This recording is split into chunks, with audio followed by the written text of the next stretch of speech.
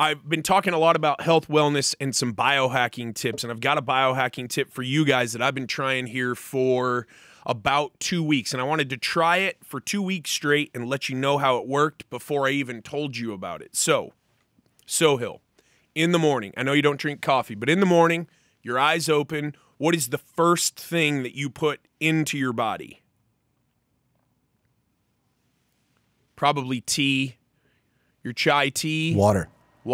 Oh, wow. Okay, well, that's the tip. So add a little bit of salt to that. Yeah, add a little bit of salt to that, maybe some Himalayan sea salt, something like that. Try to get 20 ounces of water in yourself right off the bat. What it does is it naturally increases your blood sugar as you are coming up to full consciousness. Your blood pressure.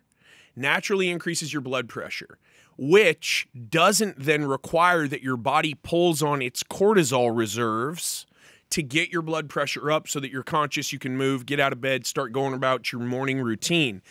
Drink your water, then have your stimulant, whatever it is. Tea, Diet Red Bull, coffee, your nootropic, whatever it is. No judgment from me. I've tried them all. Try them all, usually on a pretty consistent basis. I don't like the same thing every morning.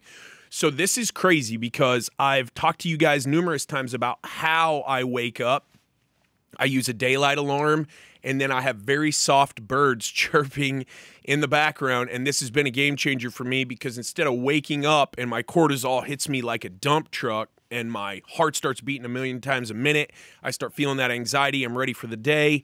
I like adrenaline, but not at 5:30 in the morning because I know I'm going to need it later in the day. So this hack is really a game changer. It's so easy. I mix up the water with some electrolytes. I use JMAR and a little bit of Himalayan sea salt. I mix that up. It's right there. Alarm goes off. Although recently I've been waking up naturally before the alarm even goes off, like 3-4 minutes before, which is awesome. Your body just wakes itself up.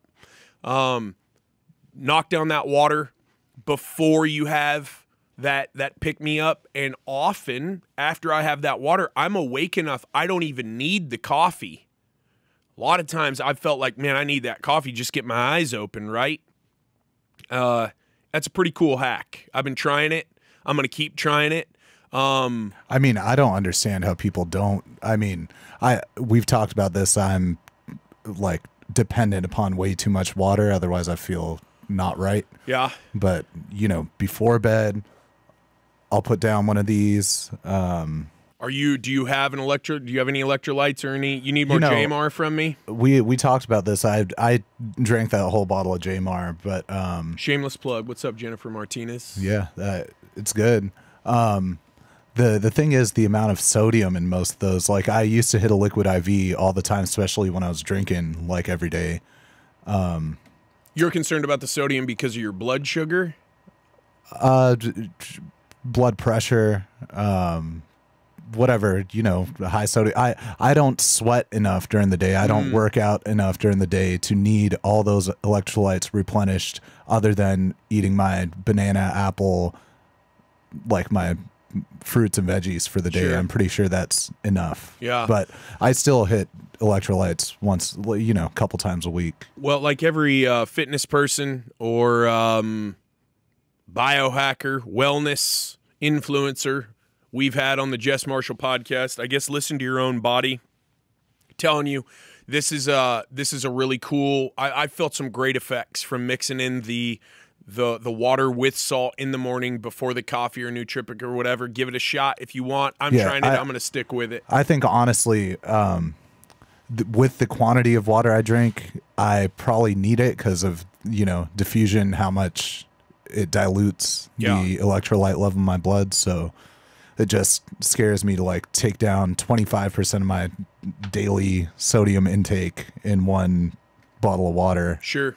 When I'm eating food also. Not much, but yeah, there's that program. We've talked about it on the podcast a few times with guests. It's that 75 hard from Andy Frisella, and he talks about drinking a gallon of water in a day. So I thought I was ahead of the game because I was just crushing, usually 2 a day in the summer, 1 a day if it's not 105 out.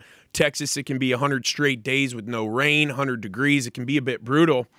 And then when I started to figure out that I was actually dehydrated and that was causing my massive headaches in the afternoons, I thought it was from the sun because I worked out in the afternoons. And the more research I've done and then experimenting with the hydration, I almost never drink straight water anymore. Almost every time I drink water, it's got some sort of supplement in it.